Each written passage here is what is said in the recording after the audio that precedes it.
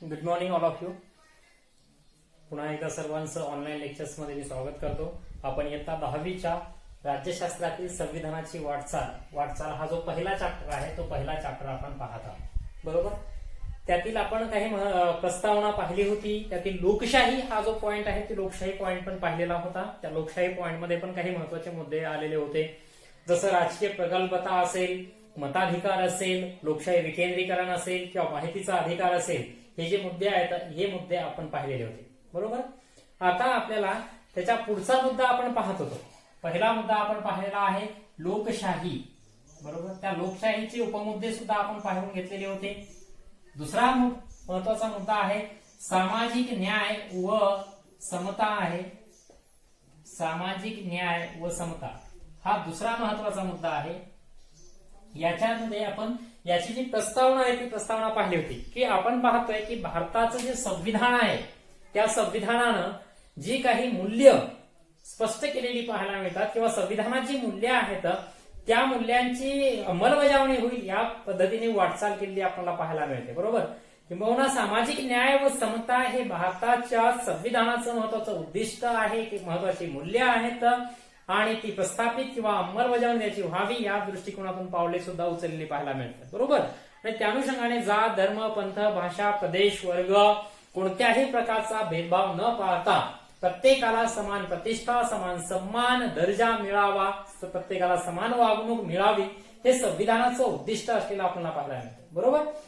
आणि ज्याच्यातून सार्वजनिक जी धोरणं आहेत त्या सार्वजनिक धोरणांपेक्षा शासकीय धोरणं खूप महत्वाची असतात यावर आपण चर्चा केली होती. कारण शासकीय धोरणं आले तर समाजामध्ये सर्वसमावेशकता येऊ शकते किंवा लोकशाही ही सर्वसमावेशक बनू शकते.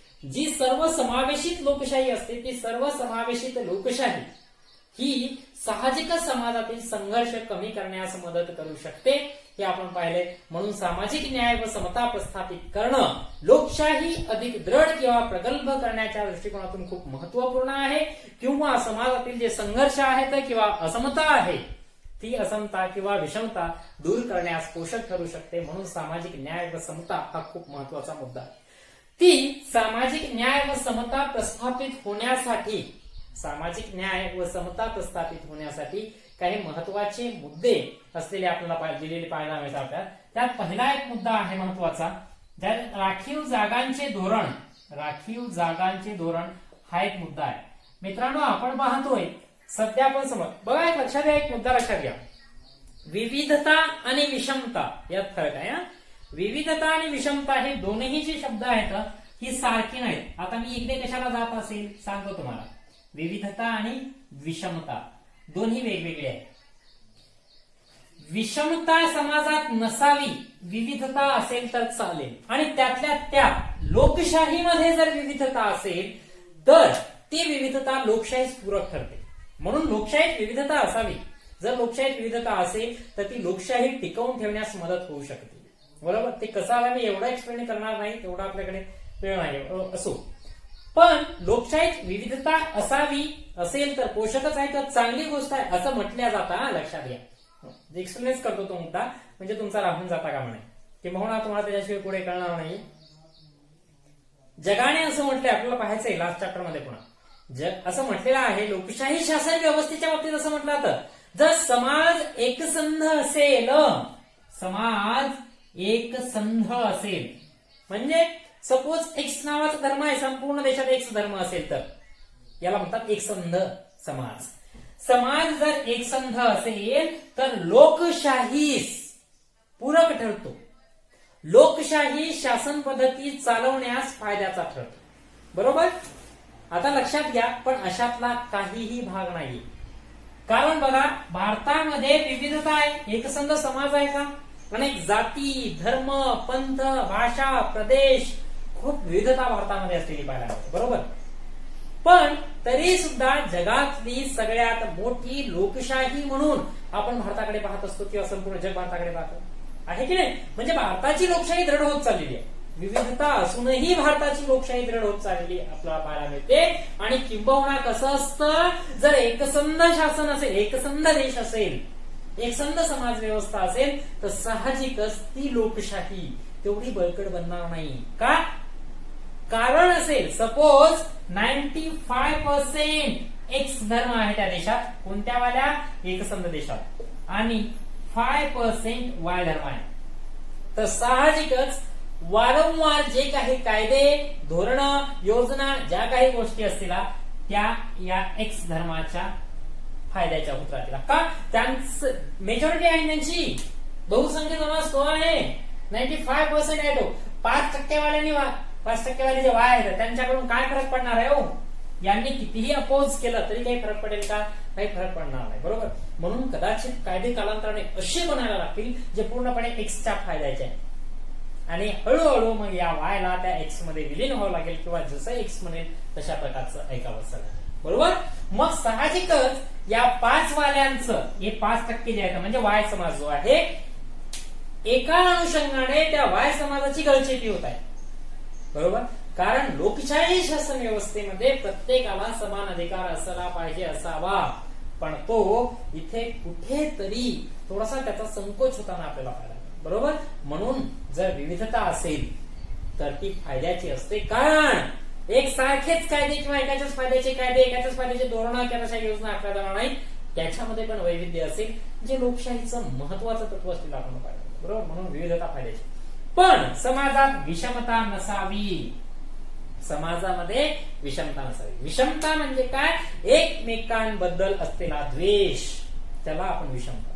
विविधता असू द्या, विविधता म्हणजे वेगळेपण, बरोबर. म्हणून विविधतेतून एकता भारतात आहे असं म्हणतात, विषमता नाही, आणि विषमता नसावी सुद्धा, कारण विषमता हानिकारक ठरू शकते लोकशाही, पण विविधता ही पोषकच ठरू शकते असं माझं मत आहे, किंवा पोषक ठरू शकते असं आपल्याला म्हणावंसं लागेल. ओके, पुढे सरकूया. म्हणून जो भारत आहे, भारतात वैविध्य असलेलं पाहायला मिळते, विविधता असलेली पाहायला मिळते भारताच्या लोकशाहीमध्ये, बरोबर. जाती, धर्म, पंथ, भाषा, प्रदेश, वेगवेगळ्या प्रकारची लोक आहेत, आणि म्हणून अगदी पूर्वीपासूनच, किंबहुना 1947 ला जो भारत स्वतंत्र झाला, 47 ला ज्यावेळेस भारत स्वतंत्र झाला, तेव्हा भारतामध्ये गरीब, श्रीमंत अशा गरीबही लोक होते आणि श्रीमंतही लोक होते. गरिबांचं प्रमाण खूप जास्त होतं, श्रीमंतांचं प्रमाण खूप कमी होतं. अनेक जातीतले होते, पंथातले होते, धर्मातले होते, प्रदेशातले होते, वेगवेगळ्या कुळातले होते, वंशातले होते, बरोबर. ही विविधता, हे वैविध्य भारतीय लोकशाहीमध्ये, भारतीय समाज व्यवस्थेमध्ये होतं आपल्याला पाहायला मिळतं, बरोबर. म्हणून समाजातील बऱ्याचशा लोकांकडे, समाजातील काही समूहांकडे काही अधिकार नव्हते, किंबहुना संपत्ती नव्हती खूप मोठ्या प्रमाणात, किंबहुना उत्पादनाची साधने नव्हती. म्हणून समाजामध्ये तिथे सुद्धा एक वैविध्य किंवा विविधता असलेली पाहायला मिळते, बरोबर. म्हणून शिक्षण असेल, किंवा नोकऱ्या असतील, किंवा उत्पादनाची साधनं असतील, याच्यापासून काही समाज हे दूर होते, काही समूह हे दूर होते समाजातील, बरोबर. विशेषत्वानं अनुसूचित जाती असेल आणि अनुसूचित जमाती असेल, बरोबर. अनुसूचित जाती आणि अनुसूचित जमाती यांना स्वातंत्र्यपूर्व कालखंडामध्ये किंवा प्राचीन मध्यकाळामध्ये शिक्षणाचा अधिकारही दिला नव्हता, बरोबर. त्यांच्याकडे उत्पादनाची जास्त साधने नव्हती, त्यांचा आर्थिक विकास झालेला नव्हता, सामाजिक विकास झालेला नव्हता, शैक्षणिक विकास झालेला नव्हता, बरोबर. मग आपण जर सामाजिक न्याय व समता म्हणत असो, आणि ते लोक अजूनही, बरोबर, अनुसूचित जाती व जमाती समूहातील लोक अजूनही जर आर्थिक व राजकीय व सामाजिक दृष्ट्या जर मागास राहत असतील, तर सामाजिक न्याय व समता कसं म्हणता येईल? नाही. म्हणून सामाजिक न्याय व समता प्रस्थापित करायची असेल तर अनुसूचित जाती व अनुसूचित जमातींना वर आणावं लागेल, एका मुख्य प्रवाहात आणावं लागेल. म्हणून राखीव जागांचं धोरण ठेवण्यात आलेलं आहे, आणि राखीव जागांचं धोरण ठेवून अनुसूचित जाती व जमातींना शिक्षण व नोकऱ्यांमध्ये विशेष आरक्षण ठेवलेलं आहे. त्यांच्यासाठी विशेष तरतुदी केलेल्या आपल्याला पाहायला मिळतात, राज्यघटनेमध्ये पण विशेष तरतुदी केलेल्या पाहायला मिळतात. शिवाय त्यांच्यासाठी नोकऱ्यांमध्ये असेल किंवा राजकारणामध्ये सुद्धा असेल विशेष आरक्षण किंवा तशा प्रकारच्या तरतुदी केलेल्या असतात, जेणेकरून त्यांना ती एक संधी उपलब्ध होईल. म्हणून तुम्हाला म्हटलं होतं मी की आवश्यक असता या गोष्टी प्रोव्हाइड करणे. म्हणून अनुसूचित जाती जमाती समूहाचं प्रतिनिधित्व करणारे काही प्रतिनिधी हे राज्य व्यवस्थेत गेले पाहिजेत, राजकारणात गेले पाहिजेत, त्यांच्यासाठी यामुळं त्यांच्यासाठी राखीव जागांचं धोरणही ठेवलेलं पाहायला मिळतं राजकीय व्यवस्थेत. तसंच आर्थिक आणि शैक्षणिक बाबतीमध्ये सुद्धा, म्हणजे नोकऱ्या आणि शिक्षणामध्ये सुद्धा, जेणेकरून हे समूह जे आहेत ते सुद्धा मुख्य प्रवाहामध्ये येईल आणि सामाजिक समता व न्याय प्रस्थापित होण्यास मदत होईल. बरोबर. त्याच्याशिवाय आता दुसरा मुद्दा, ओके, दुसरा आहे अनुसूचित जाती, अनुसूचित जमाती अन्याय किंवा अत्याचार प्रतिबंधक कायदा असा आपण म्हणतो. अत्याचार प्रतिबंधक कायदा, ज्यालाच आपण काय म्हणतोय, अत्याचार प्रतिबंधक कायदा, म्हणजेच त्यालाच आपण अॅट्रॉसिटी ऍक्ट असं म्हणतोय. काय म्हणतो त्याला आपण? अॅट्रॉसिटी ऍक्ट असं म्हणतोय. म्हणजे जेणेकरून पूर्वी काय व्हायचं, अनुसूचित जाती जमाती जो समूह असायचा, समूहाकडे उत्पादनाची जास्त साधनं नसायची, मोठ्या नोकऱ्या नाही, संपत्ती नाही, त्यामुळं समाजावर बऱ्याचशा वर्गाने अन्याय अत्याचार केले. बरोबर. मग स्वातंत्र्योत्तर काळामध्ये जर तशाच प्रकारचे अन्याय आणि अत्याचार होत असतील तर सामाजिक न्याय व समता म्हणता येईल का? तिथे खरी लोकशाही आहे असं म्हणता येईल का? नाही. म्हणजे कुठेतरी सामाजिक न्याय व समतेचा संकोच होईल जर समाजातील एखादा विशिष्ट गट समाजातील दुसऱ्या विशिष्ट गटावर अन्याय करत असेल तर. बरोबर. म्हणून समाजातील कोणत्याही गटाकडून कोणत्याही गटावर अन्याय होता कामा नये. जर तसं होत असेल तर सामाजिक न्याय व समता हे लोकशाहीचं बहुमूल्य जे तत्व आहे त्या तत्वाचं, त्या मूल्याचं उल्लंघन होताना आपल्याला पाहायला मिळेल, संकोच होताना पाहायला मिळेल. म्हणून शासनाने 1989 मध्ये हा कायदा केलेला पाहायला मिळतो, ज्याला आपण काय म्हणतोय, अनुसूचित जाती अनुसूचित जमाती अन्याय किंवा अत्याचार प्रतिबंधक कायदा किंवा त्यांना अन्याय अत्याचारापासून संरक्षण देणारा कायदा असं आपण म्हणतो. ज्यानुसार इतर कोणत्याही प्रवर्गातील व्यक्तींकडून किंवा त्या समूहाकडून अनुसूचित जाती व अनुसूचित जमातीमधील व्यक्तीला किंवा त्या समूहावर कोणीही अन्याय किंवा अत्याचार करू शकत नाहीये. त्यांना संविधानाकडून मिळालेले मूलभूत अधिकार, ज्या मूलभूत अधिकारांना या कायद्या अन्वये संरक्षण मिळतं, म्हणून अनुसूचित जाती जमाती अन्याय अत्याचार प्रतिबंधक किंवा कायदा किंवा त्यांना संरक्षण देणारा कायदा असं आपण म्हणतो, जो 1989 साली अंमलात आलेला आहे. त्या कायद्याची अंमलबजावणी झालेली आहे, ज्याच्यामुळं यांना खूप मोठं प्रोटेक्शन प्रस्तुत समूहाला मिळालेलं पाहायला मिळतं, ज्याच्यातून सामाजिक न्याय व समता प्रस्थापित होण्यास मदत झाली, म्हणजेच लोकशाही बळकटी करण्यास मदत झालेली पाहायला मिळते. बरोबर. पुढे आपण जातोय अल्पसंख्याक विषयक तरतुदी. अल्पसंख्याक विषयक तरतुदी. बघा, भारताच्या बाबतीत पहिल्यापासूनच म्हटलं गेलेलं आहे की भारत हा एक सहिष्णू देश आहे असं म्हटलं जातं मित्रांनो. आणि भारताच्या लोकशाहीनं कोणती सहिष्णुता दाखवलेली पाहायला मिळते, कारण की भारताची लोकशाही आहे. या भारताच्या लोकशाहीने होईल तेवढ्या प्रमाणामध्ये सामाजिक न्याय व समता प्रस्थापित करण्याचा प्रयत्न केला. आणि खूप महत्वाचं आहे मित्रांनो, समता सामाजिक न्याय ही खूप महत्वाची मूल्य आहेत लोकशाहीमध्ये. कारण जर या मूल्यांची प्रस्थापना होत नसेल, याची अंमलबजावणी होत नसेल तर त्या देशात लोकशाही आहे म्हणणे सुद्धा कठीण होऊ शकते. बरोबर. म्हणून सामाजिक न्याय व समता प्रस्थापित करणं खूप गरजेचं आहे. भारतीय लोकशाही त्या दृष्टिकोनातून वाटचाल करतीये, त्या दृष्टिकोनातून वारंवार शासनाकडून प्रयत्नही केल्या जातात. संविधानामध्ये पण तशा प्रकारच्या घटना दुरुस्त्या केल्या जातात आणि जे अल्पसंख्याक विषयी तरतुदींमधून सुद्धा आपल्याला पाहायला मिळतं. कारण भारतात आताच मी तुम्हाला म्हटलं की भारत हा विविधतेने नटलेला देश आहे, अनेक जाती धर्म पंथ भाषा प्रदेश देशात आहे. ओके. मग इथं असलेले जे काही अल्पसंख्य समूह आहेत, लक्षात घ्या, लोकसंख्येने कमी असलेला जो समाज आहे त्या समूह आहे त्याला आपण अल्पसंख्याक समाज असं म्हणतो. बरोबर. जसं जैन समाज असेल, ख्रिश्चन असेल, पारशी असेल किंवा मुस्लिम असेल, यांना आपण काय म्हणतोय, अल्पसंख्याक समाज असं म्हणतोय. जशा प्रकारची मूलभूत अधिकार संविधानात आहेत आणि ते मूलभूत अधिकार बहुसंख्याकांना मिळालेले आहेत. बरोबर.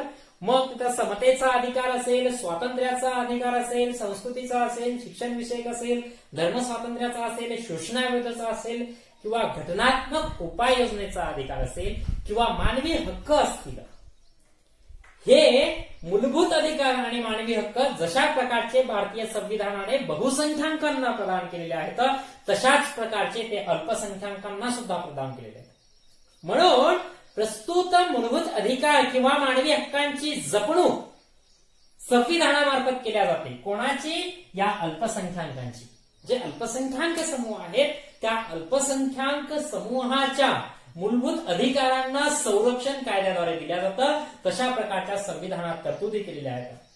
विशेष त्यांच्या शिक्षण किंवा रोजगाराबाबतीत सुद्धा तरतुदी केलेल्या आपल्याला पाहायला मिळतात. म्हणजे जेणेकरून आम्ही इथलचे अल्पसंख्याक समूह आहोत किंवा आम्ही इतरांपेक्षा वेगळे आहोत अशी भावना त्यांच्या मनात निर्माण होऊ नये आणि इतरांनाही त्यांनी तशा प्रकारची वेगळी वागणूक देता कामा नये याच्यासाठी त्यांना विशेष संरक्षण त्यांच्या मूलभूत अधिकारांना दिलेलं आपल्याला पाहायला मिळतंय. तर यांना आपण अल्पसंख्याक विषयक तरतुदी असं म्हणतोय. ओके. त्याच्याशिवाय नेक्स्ट मुद्दा आहे महिलांसंबंधित केल्या गेलेले किंवा महिला सुधारणेसंबंधी किंवा महिला सक्षमीकरणासंबंधी केले गेलेले कायदे किंवा त्यांच्या प्रतिनिधित्व विषयक तरतुदी असं आपल्याला म्हणतो. महिला ज्या आहेत भारतीय महिला या महिलांच्या सुधारणेविषयी केलेले कायदे सुधारणा बरोबर आणि त्याचबरोबर महिलांच्या राजकीय प्रतिनिधित्व विषयक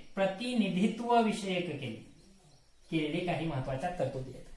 बरोबर. बघा स्वातंत्र्यपूर्व कालखंड जर पाहिला तर भारतीय समाज व्यवस्थेच्या दृष्टिकोनातून स्वातंत्र्यपूर्व कालखंड हा खरंच खूप विचाराची गोष्ट होती. खूप विचाराची बाब होती. बरोबर.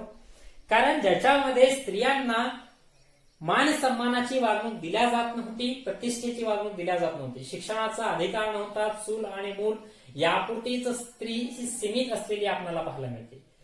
पण जसा भारत स्वतंत्र झाला संविधानाची जशी अंमलबजावणी झाली त्याचबरोबर स्त्री आणि पुरुष हा जो भेदाभेद आहे तो भेदाभेद दूर करण्यात आला.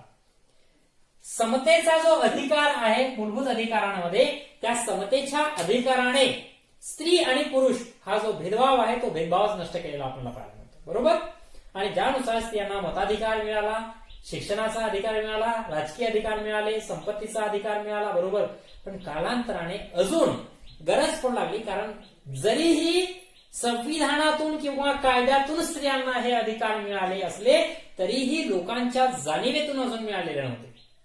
लोकांच्या मनातून अजून ते मिळाले नव्हते किंवा सामाजिक जीवनातून त्यांना खरे अधिकार मिळाले नव्हते. म्हणून ते मिळावेत याच्यासाठीच कालांतराने हुंडा प्रतिबंधक कायदा असेल, हुंडा प्रतिबंधक सुधारणा कायदा असेल, सतीबंदीचा कायदा असेल, पुन्हा एकदा केलेला कायदा आहे, विधवा पुनर्विवाहाचा कायदा वगैरे असेल, सतीबंदीचा कायदा असेल, हे अगोदर केलेले आहेत. पण पुन्हा हे कायदे करावे लागलेले आपल्याला पाहायला मिळतात. हे कायदे स्वातंत्र्योत्तर कालखंडामध्ये सुद्धा करावे लागलेत. कारण तुम्ही 9th स्टँडर्डच्या हिस्ट्रीमध्ये याचं काही उदाहरणं पाहिलेली आहेत. बरोबर.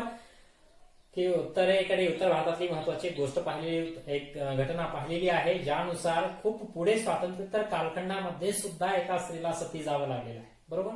तर तशी उदाहरणं आहेत. म्हणून सती प्रतिबंधक सुधारणा कायदा पुन्हा पण करावा लागलेला पाहायला मिळतो. स्त्रियांना संपत्तीचा अधिकार दिलेला पाहायला मिळतो. स्त्रियांना शिक्षणाचा अधिकार आहे. स्त्रियांना नोकरी करण्याचा अधिकार आहे. स्त्रियांना राजकारणात सहभागी होण्याचा अधिकार असलेला पाहायला मिळतो. कौटुंबिक अत्याचारापासून संरक्षण देणारा कायदा केलेला आपल्याला पाहायला मिळतो. आणि हे सगळे कायदे जे स्त्रियांच्या बाबतीमध्ये केलेले आहेत या कायद्यांमुळे स्त्रियांना महत्वाचे अधिकार तर मिळालेच मिळाले, सोबत त्यांना समाजामध्ये मान सन्मान व प्रतिष्ठा मिळायला लागलेली आहे. त्यांना सन्मानाने जगता यायला आहे. कुटुंबामध्ये त्यांच्यावर जे काही अन्याय व्हायचे त्या अन्यायापासून सुद्धा त्यांना एक संरक्षण मिळायला लागलेलं आपल्याला पाहायला मिळतं. म्हणून स्त्रियांच्या विकासासंदर्भात एक उचललेलं महत्वाचं हे पाऊल असलेलं आपल्याला पाहायला मिळतं. म्हणून स्त्रियांचा बराचसा विकास झालेला आहे. याला हे भारतीय संविधान कारणीभूत आहे. कारण हे सगळे जे कायदे असेल ते कायदे काय बरोबर संविधानाची अंमलबजावणी झाली त्याबरोबर चालले नाही.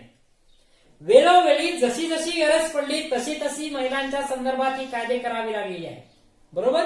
म्हणून आपल्याला पाहायला मिळतं की संविधानानं ही केलेली एक प्रकारची वाटचाल आहे.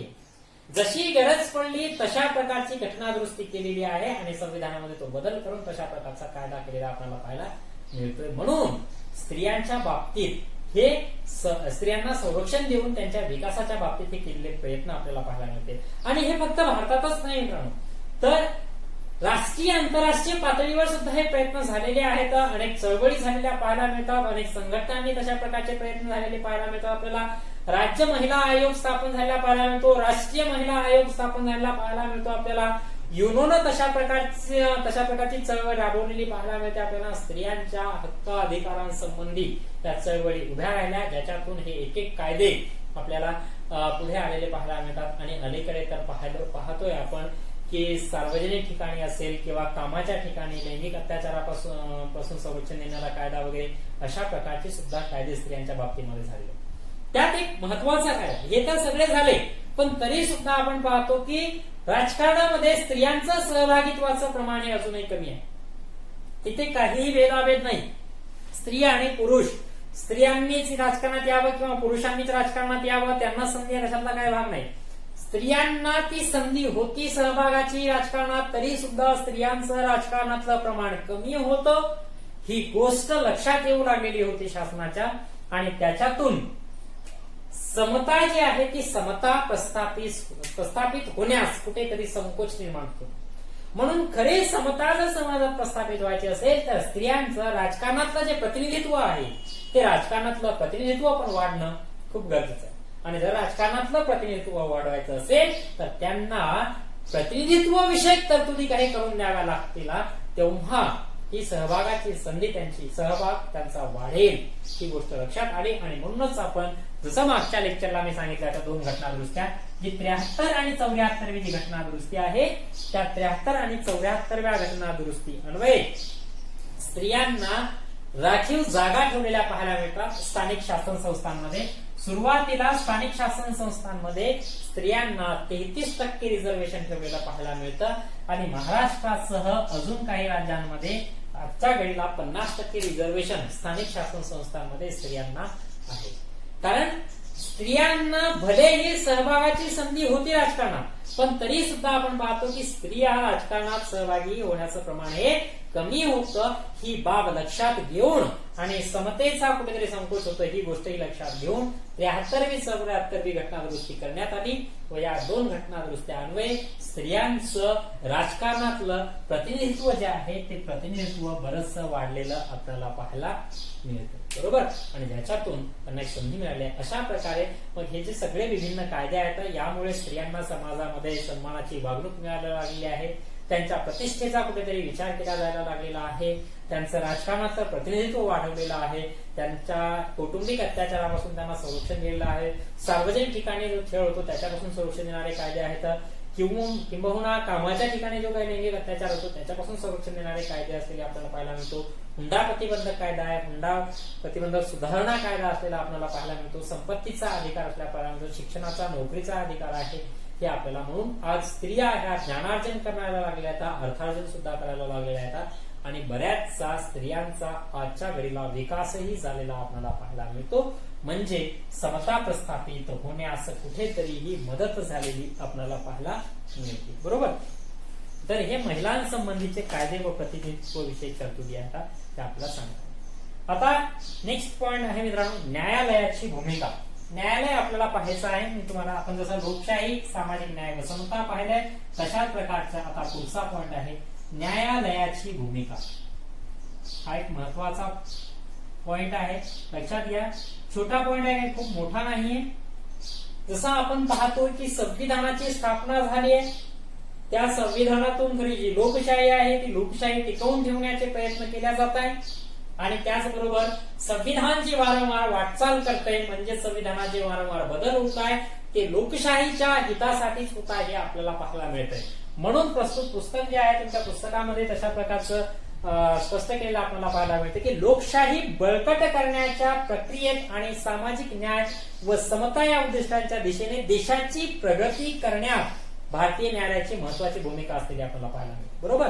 कारण संविधानातील जे उद्दिष्ट आहेत, बरोबर, संविधानातील जी उद्दिष्ट आहेत ती संविधानातील उद्दिष्ट आणि त्याचबरोबर जे संविधान करते होते किंवा संविधान निर्माते आपण म्हणतो, जसं डॉक्टर बाबासाहेब आंबेडकरांचं नाव आपल्याला विशेषत्वाने घ्यावं लागतं, कारण भारतीय घटनेचे शिल्पकार असं आपण त्यांना म्हणत असतो.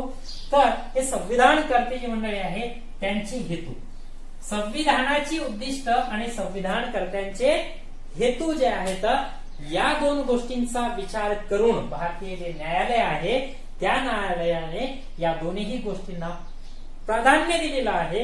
आणि दोन्ही गोष्टींना प्राधान्य देऊन भारतीय जी लोकशाही आहे ती भारतीय लोकशाही बळकट करण्यास मदत केलेली आपल्याला पाहायला मिळते. जेणेकरून जी लोकशाहीची मूल्य आहेत ती लोकशाहीची जी मूल्य आहेत ती अंमलात येतील, त्यांचं संरक्षण होईल आणि भारतीय समाज व्यवस्थेचा विकास होईल, किंबहुना सामाजिक न्याय व समता प्रस्थापित होईल. यासाठी न्यायालय सुद्धा महत्वपूर्ण भूमिका पार पाडते. मग त्यातला पहिला पॉइंट असलेला आपल्याला पाहायला मिळतो संविधानाची मूलभूत चौकट. इकडे संविधानाची मूलभूत चौकट तुम्हाला दिली काय आहे, शासनाचे प्रजासत्ताक आणि लोकशाही स्वरूप. म्हणजे भारताच्या शासनाचं स्वरूप हे प्रजासत्ताक म्हणजे जनतेचं शासन असावं आणि लोकशाही शासन व्यवस्थाच असावी. दुसरा आहे संविधानाचे संघराज्यात्मक स्वरूप. देश जो आहे तो संघराज्यात्मक होईल, संपूर्ण एकसंध देश होणार नाहीये, म्हणजे राज्य वगैरे नष्ट करणे आणि एकच केंद्रीय सत्ता स्थापन करणे नाही. संघराज्यात्मक म्हणजे राज्य मिळून बनलेला देश आहे तो तसाच राहील. देशाच्या ऐक्य व एकात्मतेचे संवर्धन करणे. कोणतेही जे शासन असतं त्या शासनाला किंबहुना कोणी असो की जेणेकरून भारताची किंवा देशाची जी ऐक्य भावना आहे किंवा देशाची एकात्मता आहे तिचं संवर्धन करावंच लागतं आणि ते करणं गरजेचं आहे. त्यासाठी न्यायालय महत्वपूर्ण भूमिका बजावतं.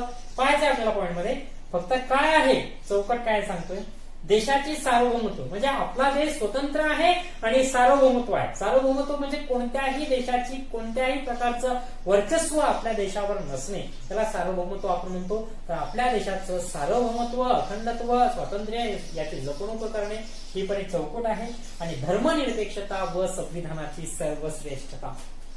बरोबर, कारण धर्म निरपेक्ष देश आहे आणि देशात सर्वश्रेष्ठ जर काही असेल तर ते संविधान आहे. संविधानापेक्षा सर्वश्रेष्ठ काहीच नाही. ही या सगळ्या मुद्द्यांना अनुसरून आहे संविधानाची चौकट. मग ही एक संविधानाची चौकट आहे मित्रांनो. बरोबर, काय म्हणते पहिला मुद्दा याच्यातला न्यायालयीन भूमिकातला संविधानाची चौकट. आताच मी तुम्हाला म्हटलंय की भारतात लोकशाही शासन व्यवस्था आहे. ही भारतातील लोकशाही शासन व्यवस्था टिकवून ठेवणे आणि ती बळकट करणे यासाठी संविधान खूप महत्वाची भूमिका बजावते आणि वारंवार जे बदल करते त्यालाच आपण संविधानाची वाटचाल असं म्हणत असतो. बरोबर, म्हणून संविधान इथे पण महत्वपूर्ण भूमिका बजावते. न्यायालय महत्वपूर्ण भूमिका बजावते. कशा? संविधानाच्या चौकटी. संविधानाची चौकट आता मी तुम्हाला सांगितली काय आहे, देशाचं सार्वभौमत्व टिकवून ठेवणे, स्वातंत्र्य अबाधित ठेवणे, ऐक्य व एकात्मतेचं संवर्धन करणे, प्रजासत्ताक व लोकशाही शासन व्यवस्था भारतात असली पाहिजे. बरोबर, वगैरे वगैरे ही सगळी संविधानाची चौकट आणि संविधानाची सर्वश्रेष्ठ संविधान सर्वश्रेष्ठ आहे. बघा लक्षात घ्या, पण लोकशाही टिकवून ठेवण्यासाठी संविधानाला वाटचाल करायची म्हणजे घटनादुरुस्त्या करायच्या म्हणजे संविधानात बदल करायचा आहे पॉझिटिव्ह. हे पण तेवढं. मग संविधानात बदल करायचा आहे लक्षात घ्या. बरोबर, मग संविधानात बदल करायचा आहे. संविधानात बदल करण्याचा जो अधिकार आहे, कारण संविधान एखाद्या जिवंत दस्तावेजाप्रमाणे आहे, ते बदलत चालतं पण पॉझिटिव्ह बदलत चालतं. हे पण लक्षात घ्या, निगेटिव्ह नाही, पॉझिटिव्ह बदलत चालतं. जेणेकरून समाजाच्या हितासाठी असेल, लोकशाही व्यापक बनवण्यासाठी असेल. म्हणून संविधानात जो बदल होतो तो गरजेनुरूप होत असतो, समाजाच्या गरजेनुरूप असतो, आवश्यकतेनुसार असतो. म्हणून जे संविधान आहे ते संविधान जिवंत दस्तावेजाप्रमाणे आहे असं म्हणतो. म्हणून संविधानात ज्या घटना दुरुस्त्या होतात त्या घटना दुरुस्त्या करण्याचा अधिकार किंवा संविधानात बदल करण्याचा अधिकार ज्याला आपण म्हणतो किंवा कायदा करण्याचा अधिकार हा संसदेचा असतो. कोणाचा आहे? संसदेचा आहे. आणि हे न्यायालयाने मान्य केलंय. न्यायालयाने मान्य केलेलं आहे की संविधानात बदल करण्याचा अधिकार हा संसदेचा असतो. हे न्यायालयाने मान्य केलं आहे. पण ते मान्य करत असतानाच न्यायालय एक महत्वाची भूमिका पार पाडतं. ते म्हणजे ज्या वेळेस संसद कायदा करत असते किंवा घटना दुरुस्ती करत असते त्यावेळेस त्या घटनेच्या चौकटीला कुठेही तडा जाणार नाही ही महत्वाची भूमिका पार पाडते. कोण? न्यायालय. संविधानाच्या चौकटीला कुठेही तडा जाणार नाही याची दक्षता न्यायालय घेते. म्हणजे कायदा संसदेला करायचा आहे पण तो कायदा करत असताना संविधानाच्या चौकटीच्या अधीन राहूनच करावा लागतो. कोणाला? संसदेला.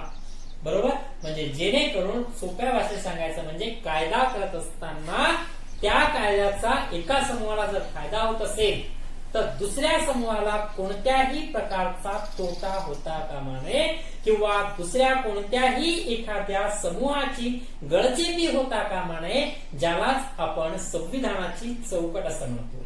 आणि ती राखण्याचं काम किंवा त्याचं संवर्धन करण्याचं जे काम आहे हे न्यायालय करत असतं, ज्याला आपण न्यायालयाची भूमिका असं म्हणतो संविधानाच्या चौकटीच्या बाबतीमध्ये. ओके, म्हणून संविधानाची चौकट हा एक महत्वाचा मुद्दा झाला, न्यायालयाची भूमिका या बाबतीतला.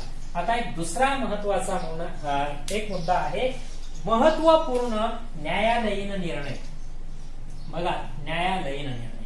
आता लक्षात घ्या, आपल्याला आत्ताच मी सांगितलेलं आहे की कायदा करण्याचा अधिकार कोणाचा आहे? भारतीय संसदेचा अधिकार कायदा करण्याचा आहे, किंवा घटना दुरुस्ती करण्याचा अधिकार कोणता आहे? भारतीय संसदेचा आहे, बरोबर. पण कधी कधी गरजेनुरूप किंबहुना लोकशाहीच्या बळकटीकरणासाठी किंबहुना सामाजिक न्याय व समता प्रस्थापित करण्याच्या दृष्टिकोनातून न्यायालय स्वतः काही पावले उचलत असतं, स्वतः काही निर्णय घेत असतं, ज्याला महत्वपूर्ण न्यायालयीन निर्णय असं आपण म्हणत असतो, बरोबर. म्हणजे समाजातील काही समूहाच्या फायद्याचे निर्णय कधी कधी स्वतःहून संविधानाला घ्यावे लागत असतात, ज्याला महत्वपूर्ण न्यायालयीन निर्णय असं आपण म्हणतो. तर ते न्यायालयीन निर्णय इकडे घेतलेले आपल्याला पाहायला मिळतात, बरोबर. जेणेकरून बालकांचे हक्क आहेत, मानवी हक्कांची जपणूक आहे, महिलांची प्रतिष्ठा आहे, त्यांचा सन्मान राखण्याची गरज आहे, व्यक्ती स्वातंत्र्य आहे, आदिवासींचे सक्षमीकरण आहे. हे म्हणजे जनतेला जे संविधानाकडून मूलभूत हक्क किंवा मूलभूत अधिकार जे मिळालेले आहेत, त्या मूलभूत अधिकारांचं किंवा हक्कांचं संरक्षण व्हावं, सामाजिक न्याय व समता प्रस्थापित व्हावी, याच्यासाठी न्यायालय स्वतःहून ते निर्णय घेत असतं. म्हणून आदिवासींचं सक्षमीकरण असेल, मानवी हक्कांची जपणूक असेल, किंवा महिलांचा मान सन्मान व प्रतिष्ठा असेल, बालकांचे हक्क असेल, किंवा अल्पसंख्याकांचे काही प्रश्न असतील, वगैरे वगैरे सगळं काही असेल, बरोबर. तर या बाबतीत स्वतःहून न्यायालय कधी कधी निर्णय घेत असतं त्यांच्या विकासाच्या बाबतीतले, जेणेकरून लोकशाही बळकट होण्यास मदत होईल, लोकशाहीच्या सक्षमीकरणास ते फायदेशीर ठरेल, यासाठी तो प्रयत्न हा होत असतो भारताच्या न्यायालयाकडून, ज्याला आपण न्यायालयीन निर्णय असं म्हणत असतो. हे आपल्याला पाहायला मिळते. बघा, इकडे काही सुशासनाची वैशिष्ट्ये दिलेली आहेत. उत्तरदायित्व आणि जबाबदार असणारे शासन. तुम्हाला मागच्या लेक्चरला मी बोललो होतो, आरटीआय मध्ये, राईट टू इन्फॉर्मेशन मध्ये बोललो होतो. शासन जर काम करतं तर शासन त्या कामात जबाबदार असणं आवश्यक आहे, बरोबर. शासन जर काम करतं तर शासन त्या कामास जबाबदार असणं, तेवढं जबाबदारीने ते काम करणं गरजेचं आहे. दुसरा आहे प्रभावी व कार्यक्षम सरकार. जनता ज्या सरकारला, ज्या शासनाला निवडून देत असते, ते शासन जबाबदार असावं, पण प्रभावीपणे काम करणारं पण असावं, म्हणजेच कार्यक्षम असावं. प्रतिसादात्मक सरकार म्हणजे जनतेने प्रश्न मांडलेले असतील तर त्या प्रश्नांना प्रतिसाद देऊन त्यांची सोडवणूक करणारं शासन असावं, म्हणजेच शासन हे प्रतिसादात्मक असावं. पुढचा मुद्दा म्हणते ते पारदर्शी कारभार असावा शासन व्यवस्थेमध्ये. जसं की माहितीच्या अधिकाराने पारदर्शकता कामामध्ये आलेली आहे, तशा प्रकारची पारदर्शकता, ट्रान्सपरन्सी असली पाहिजे. म्हणजे जे काही काम होतं ते काम गोपनीय पद्धतीने न करता पारदर्शकपणे करायला हवं, कारण जेव्हा पारदर्शक काम होत असतं तेव्हा गैरव्यवहार होत नसतो. न्याय व सर्वसमावेशक विकास. बघा, तुम्हाला या चॅप्टरच्या प्रस्तावनेमध्येच मी बोललेलो आहे की सामाजिक न्याय व समता ही संविधानाची महत्वाची मूल्ये आहेत आणि प्रागतिक समाज निर्माण करायचा आहे, लोकशाहीला विकसित समाज निर्माण करायचा आहे. पण तो कोणता? सामाजिक न्याय व समतेवर आधारित तो समाज असायला हवा, म्हणजे सर्वसमावेशक समाज असावा, सर्वसमावेशकता असावी. एखादा निर्णय घेत असताना, एखादा कायदा करत असताना, एखादा धोरण ठरवत असताना किंवा काम करत असताना शासनाने सर्वसमावेशकता आणावी, म्हणजे ज्याच्यातून प्रत्येकाचं काही ना काहीतरी हित साधल्या जाईल अशा प्रकारचं शासकीय यंत्रणेत व निर्णय प्रक्रियेत लोकांचा सहभाग, जेणेकरून शासकीय यंत्रणा जी आहे त्या शासकीय यंत्रणेमध्ये किंबहुना शासन जे निर्णय घेत असतं त्या शासनाच्या निर्णयात होता होईल तेवढं जनतेला सहभागी करून घेण्याचा प्रयत्नही झाला पाहिजे, म्हणजे सर्वसमावेशकता येईल, म्हणजे सहभागित्वाचं प्रमाण वाढेल, म्हणजेच खरं प्रजासत्ताक राष्ट्र जे आहे ते निर्माण होण्यास मदत होईल असं आपल्याला म्हणता येईल. बरोबर. भारतातील लोकशाहीच्या संदर्भात संविधान व त्या आधारित शासनाने केलेली वाटचाल आपण इथे आढावा घेतलेला आहे. बरोबर. म्हणजे भारताच्या संविधानाची वाटचाल कशा प्रकारची झालेली आहे आणि त्या संविधानावर आधारित भारताचा राज्यकारभाराची ही वाटचाल किंवा कशी झालेली आहे किंवा राज्यकारभार कसा चाललाय आतापर्यंत हे आपण इथे थोडक्यात पाहिलेला आहे.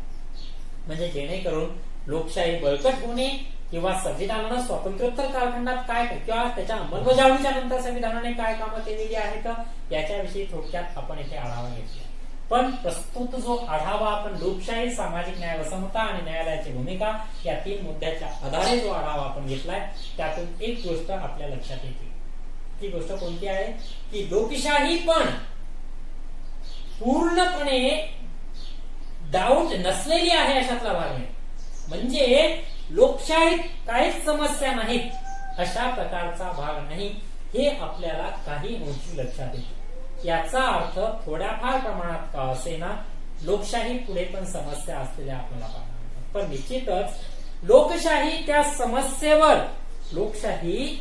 त्या समस्येवर मात करून त्यांची सोडवणूक करण्याचा प्रयत्न करते, हे पण तेवढंच महत्वाचं असलेलं आपल्याला सांगता येतं. आणि म्हणून जी काही शासनाची कायदे असतात, जी काही धोरणं असतात, या धोरणांमुळे, कायद्यांमुळे जरीही सर्व समस्या संपुष्टात आल्या नाही तरीही त्या संपुष्टात आणण्याचा प्रयत्न भारताची लोकशाही शासन व्यवस्था करते हे आपल्याला पाहायला मिळते. आणि सगळ्यात महत्वाची गोष्ट त्यातलीच एक अशा प्रकारची आहे की भलेही अशा प्रकारच्या समस्या भारतीय लोकशाही पुढे उभ्या राहत असलेल्या किंवा काही प्रश्न पुन्हा पुन्हा जरीही उद्भवत असतील तरीही लोकशाही ही इतर शासन व्यवस्थेपेक्षा सरस आहे हे आपल्याला त्यातील लोकमतावरून आढळून येतं. किंवा जनमानस जो आहे तो पूर्णपणे लोकशाहीच्या बाजूने आकारास आलेला आहे किंवा लोकशाहीच्या बाजूने उभा आहे. म्हणजे जर कोणी मत करा असा जर पर्याय पुढे ठेवला, कोणत्या शासन व्यवस्थेला तुम्ही मत करसाल, पाठिंबा द्याल, असा ज्या वेळेस मुद्दा उद्भवेल त्यावेळेस साहजिकच जनता म्हणेल आम्ही लोकशाहीला पाठिंबा देऊ. याला म्हणतात जनमानस आकारास आलेले आहे. मग भलेही भारताच्या लोकशाहीपुढे किंवा जगाच्या लोकशाहीपुढे काही प्रश्न किंवा समस्या आल्या तरीही त्या सोडवण्याचा प्रयत्न संविधान करतं आणि नाही सोडवण्यास आल्या तरी सुद्धा लोकशाही सर्वश्रेष्ठ आहे हे त्याला आकारास आलेल्या जनमानसावरून आपल्याला स्पष्ट होताना पाहायला मिळतं. तर अशा प्रकारे ही संविधानानं स्वातंत्र्योत्तर कालखंडात त्याच्या अंमलबजावणीच्या पश्चात केलेली वाटचाल आहे, म्हणजे वेळोवेळी केलेली काही मदत आहे हे आपल्याला सांगता येईल. बरोबर. अशा प्रकारे राज्यशास्त्राचा जो पहिला चॅप्टर आहे संविधानाची वाटचाल तो आपल्याला सांगता येतो. मित्रांनो, जर काही अडचण असेल तर बिनधास्तपणे तुम्ही पर्सनली कॉल करू शकता. आता या चॅप्टरची तुम्हाला वर्कशीट पुरवण्यात येईल, ती वर्कशीट तुम्ही सोडवायची आहे. ओके. आणि अभ्यासही चांगल्या प्रकारचा चॅप्टरचा करायचा आहे आणि परीक्षेसाठी तयार राहायचं आहे. ओके. धन्यवाद.